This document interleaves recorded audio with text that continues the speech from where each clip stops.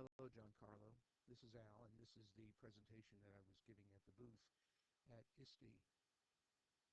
I'm going to go through this fairly quickly, but you can let me know if you have any questions. What I talk about is how to use SMART in the high school math classroom. I get examples from geometry, algebra, trigonometry, and calculus. Talk about the concept of reveals and how other applications can be embedded in a notebook file. And of course, going to look at some of the features of GeoGebra, which is integrated in Notebook 14.1. The design of a high school math lesson is a very visual thing, so we need to acknowledge the visual nature of lesson design. For example, you can see that these two tiles are different color, except that they're really not. We need to make sure we understand the visual nature of things. We also need to understand that our students have to accept context. So for example, right here, these symbols represent letters, but what letters they represent is not clear until you see the context. So here, the symbol represents an H, and here the symbol represents an A. So context matters. For example, the symbol I in mathematics has at least 5 separate meanings depending upon what the context is. So therefore, any principle, any new concept that's described in a lesson has to be done within context. So first, let's look at some examples from geometry. Here we're going to see how we can do instruction on bisecting an angle using the compass that is within Notebook. So you just draw an angle there and place your compass here, and I'm going to open it up, swing an arc, move my compass, swing an arc, move the compass again, swing another arc, move the compass away. Let's come back here. Bring the ruler there, rotate the ruler up,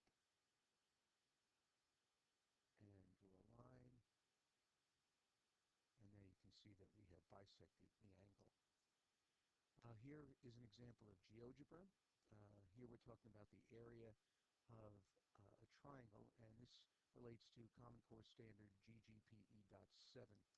So here I have a triangle whose base is 5, and I want to make the height 4, and I'm going to attach that point to that line using the point tool. Click on the point, click on the line, click on the point, and it is now attached. And so what that means is that I can move, and that point will stay on that line, which means the height of that triangle will always be 4 no matter where that point is. So now I'm going to get my measurement tool, and I'm going to ask for the area of that triangle, and we can see that as we move that point, no matter where the point is, because the height of the triangle is 4, the area doesn't change. This illustrates a concept that's very difficult for students to get, and that is that when we talk about 1/2 base times height for a triangle, we're not talking about measuring along one of the sides of the triangle. We're talking about the vertical altitude. In math tools, we can demonstrate one concept in geometry, and that is in a triangle, the rank ordering of the sides is the same as the rank ordering of the angles. So here we can see that this is the longest side, and the angle opposite it is the biggest angle. We can bring students up to the board to move the vertices around, and here we have this side is 11, the side opposite is still the biggest angle. Or we can change it like this, and now this is the biggest side, and this is the biggest angle. And we can do exactly the same thing in GeoGebra, and we can see how that works just like that. Again, I'm going to cruise through this fairly quickly. In algebra, one of the Common Core standards is FIF7, analyzing functions using different representations. And so here we're looking at a linear function. We would engage the students by having them give me the values for y based upon the input values for x and the relationship between x and y. And I would write these in these boxes as the students give me the answers. And then I would expose the answers that are in the cells so that they can see that they've gotten them right. And once we've done that, we're going to select the math table, and I'm going to select the math action of generating a graph. And you can see there's the graph of those points. And here we have the coordinates of those points, and we can reinforce the idea that these coordinates are these ordered pairs. And then using the tools of math tools, we simply drag that blue square in, and it'll graph the function as well. So here we have in this coordinate plane both the ordered pairs graphed as individual points and the function graphed as a continuous straight line. Similar concept here in a quadratic. I'm going to go through this rapidly. Again, I did this a lot slower in class and a lot slower at the presentation.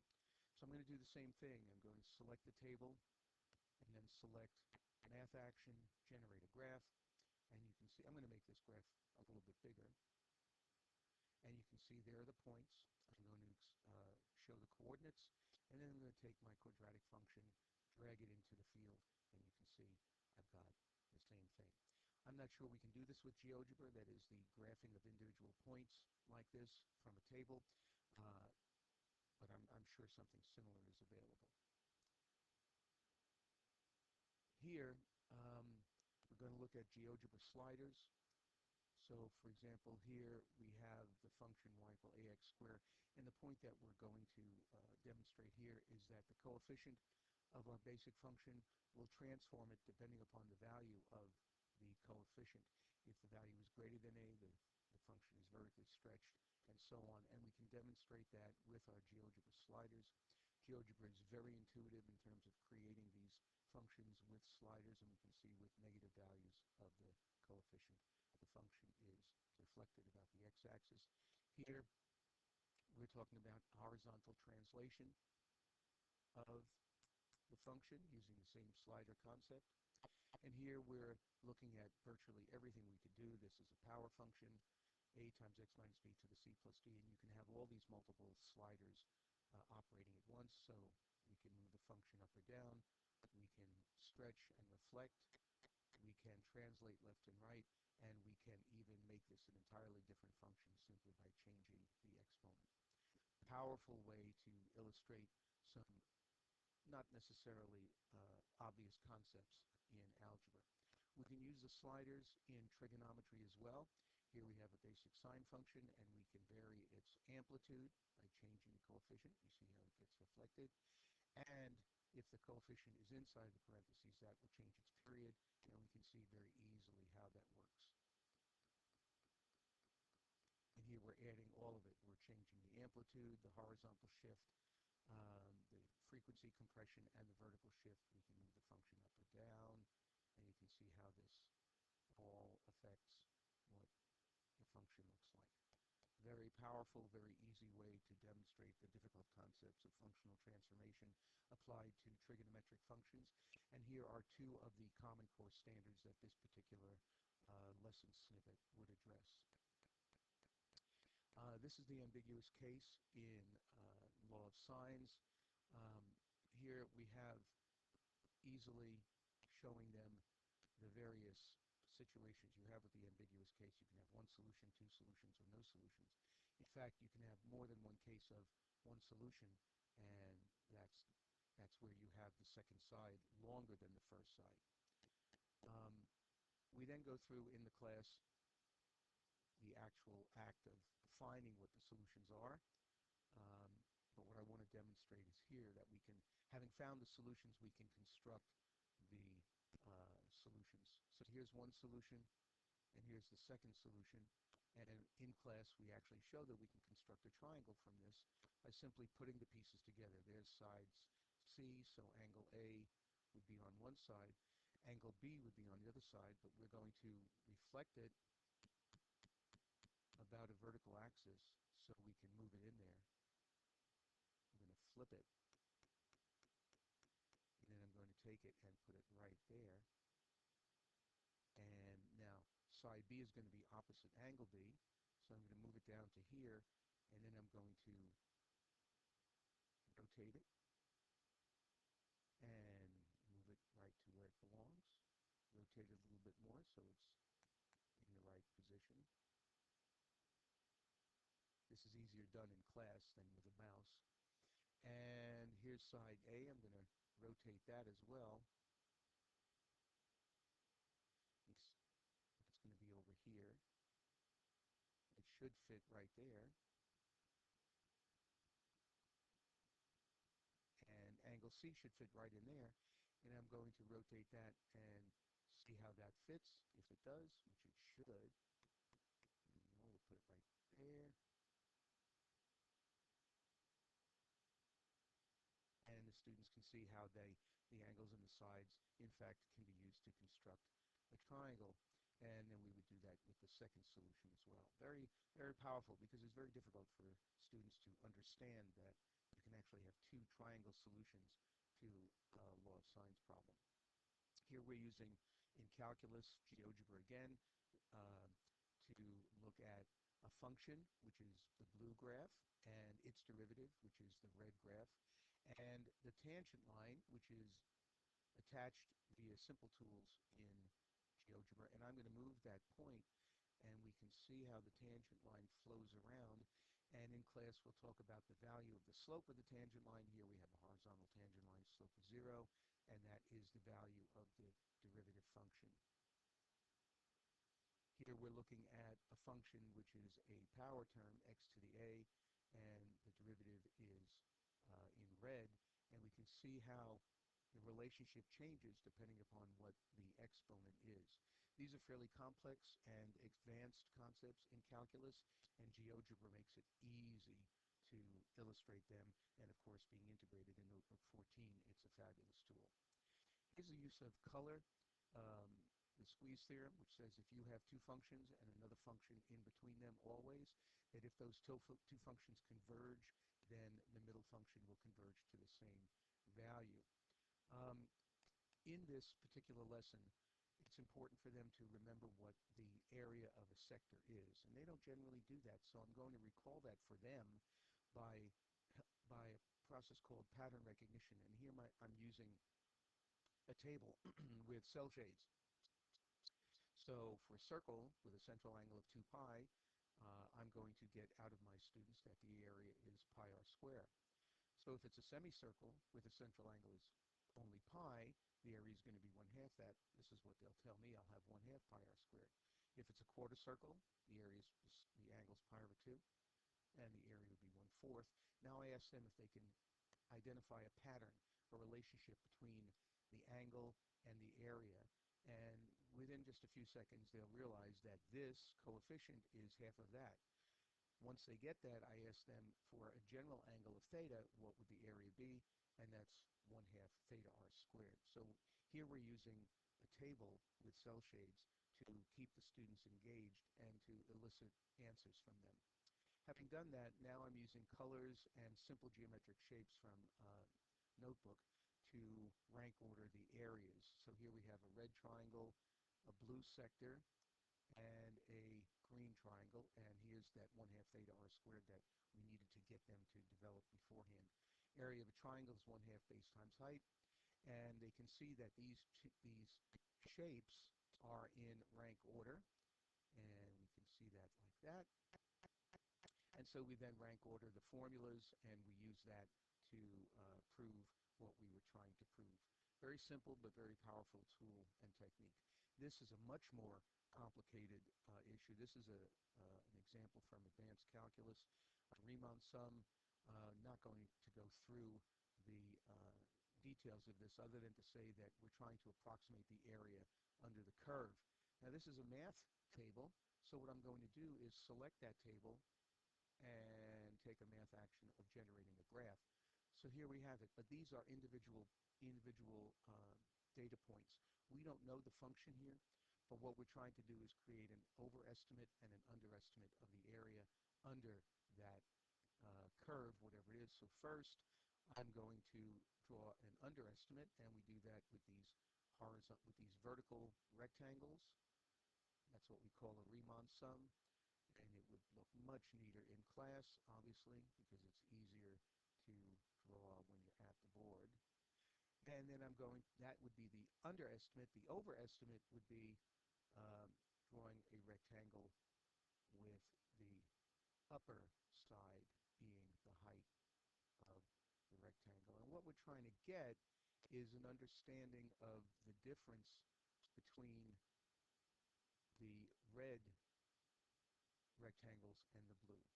Pretty sloppy by hand, but I've taken the opportunity now to uh, create these beforehand. So here we have the red and the blue, and we'd like to know what the difference is between them. That's the essence of this particular problem. And here I want to point out that these are equal in size. So how do we still get that difference easily? Well, the blue is the area, what we call the lower sum. I'll put that over there. The red is the upper sum. That's over here.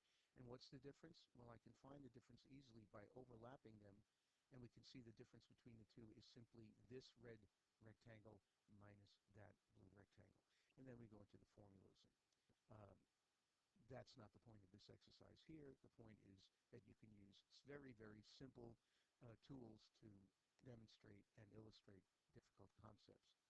Here, also from calculus, we're looking at antiderivatives, and the point to be made out of this is that for any value of x, the slope of the tangent line to all of these graphs is the same. Now that's hard to see because of, especially over here, because your eye tends to move from lower right to upper left. So we need to be able to focus the student's attention in a vertical column, and you can do that with simply a couple of rectangles joined together. And I call it a slope viewer. And now the students really see that yes, indeed they do have all the same slope. And then we can talk about the slope of those lines relative to the value of the red line, but I'm not going to go into that because that is strictly calculus. Talking about reveals, there are multiple types of reveals: the screen shade, table cell shade, fade out, white ink, and there are others as well. So I'm going to show how some of those are used easily in a math class. This is an example of climbing the ladder of complexity. This is the entire page, which would not be presented in this format. You can see we start at a very simple example, and at each example that follows, we work our way up the ladder of complexity. In class, it looks like this. You can see how big it is. That's very important that everything be done large so students can see it easily. So we talk about this concept, how you get from here to here. And the idea is that you add 1 to the exponent and then divide. So once they understand that, we'll see if they can apply that to another number. And I don't reveal this until they give me the answer, which should be x to the 8th over 8 plus c. And then I have a blue line, just a simple line, which tells me that there's another example coming. I scroll down, I leave the previous example exposed, and then expose the next example. So here we have the sum of two terms. It will give me this answer. Another example coming. Scroll up. Now can they extend it? And so on, and so on, and so on, all the way down to the bottom of the page, each time adding one layer of complexity to the problem. Here I'm using a screen shade to keep their eyes focused and expose specific principles, keywords in calculus, particular solution, general solution, family of curves, separation of variables. And then I'm using a table here, again, as I did before, to illustrate a specific example. And I will ask them what this should be. If n is 3, they'll tell me x cubed. If n is 2, x squared. So on. We'll work our way down the table. And then I'll ask them to look at the exponents, and hopefully they'll be able to recognize that the exponents form an arithmetic sequence. Taking the derivative, we always decrease the exponent by 1. So the idea here is that if we're decreasing the exponent by 1, the exponents here should also form an arithmetic sequence. The problem is that they don't. We reveal these, and we see, let's see, 3, 2, 1, 0, negative 1, negative 2, negative 3, 2, 1, 0. Huh, there's something missing. And that's the point. We want to get them to focus on the fact that there's something missing because that's an important concept in the upcoming lesson. And using a table like this allows us to do that very effectively. Curve sketching is another important concept here. They need to look at a function, its derivative and second derivative, and this organizes the work for them. I'll ask them what they think they can get out of the function in terms of its graph before I expose this. Same thing with the first derivative and the second derivative. in this part of the lesson, you can see how it fills the whole screen. We're bounding the problem for them by pointing out that there are really only four shapes a curve can take, depending upon if its first derivative is negative or positive, and its second derivative is negative or positive. So here, I will elicit from them that this is a decreasing concave down function and ask them what a function like that looks like. And hopefully they'll be able to tell me by waving their finger in the air that it looks like that. And then, again, doing the same process, they'll be able to see that a function can only have one of four shapes. And having done that, um, we do 2 pages worth of work in class where we find all this information, and we see that in this area, the function is going to look like that, like that, like that, like that, and I ask a brave volunteer to come to the board and see if they can sketch it. So they do, and it has to go through that intercept and bounded by those asymptotes, and so hopefully they'll be able to draw that. Here it's bounded by that asymptote, and it goes through that intercept, and it looks like that. And here it's going to look increasing concave down, going through that intercept, bounded by those asymptotes, and it looks like that. Then ask the class if they agree with it, and hopefully they'll say yes, and then I'll ask my student to tap the board once. And when they do, a computer-generated graph of the function appears from behind, and they can see that without graphing a single point, they've been able to very accurately identify what the shape of that function is. This is an example of white ink used as a reveal, and the screen shade used to focus and pace the students through the example. So I asked them, how do I find the zeros of a function? And they'll be able to tell me set the function equals 0. Very good. What do I do next? Well, there should be a common factor. Right. What's the common factor? X. Very good. Common factor X. What's the remaining factor? And hopefully they'll be able to tell me it's x squared minus x minus 2. And I'll agree with them by erasing that. And how do you factor x squared minus x minus 2? Like that. Creates these equations, which gives you these solutions. So a combination of white ink and the screen shade to focus your students and keep them engaged. Embedding is nothing more than embedding in your notebook lesson an external application. So I'm going to do one here, which is in algebra. This is the difference of two squares. I'm also using white ink here so that they can actually see what that multiplication looks like. And algebraically now they've recognized that a plus b times a minus b is a squared minus b squared. So in terms of factoring, that means a squared minus b squared is a plus b times a minus b. To help them see it graphically, we're going to start with a square of area A, cut out a square, area A squared, cut out a square of area B squared. We're going to duplicate that, and then I'm going to rearrange the shape here by swinging this part down, flipping it over, and then pushing it back.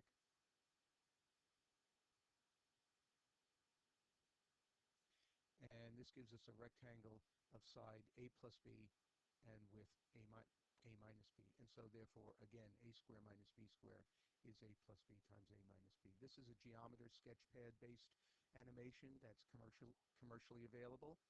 And I use that a lot in algebra, in calculus, and in other applications as well. Here, I'm going to use this in polar coordinates, and one of the difficult concepts to get in polar coordinates is that the radius can be negative, but through this animation they can see where in fact the radius is negative, where it's on the opposite side of that arrowhead. And that's a very difficult concept to see, but critical to understanding what a polar graph looks like. And let's see, here in doing conic sections, this is another animation. We talk about how conic sections are derived. A circle is a constant distance from a single point. An ellipse is the sum of two distances.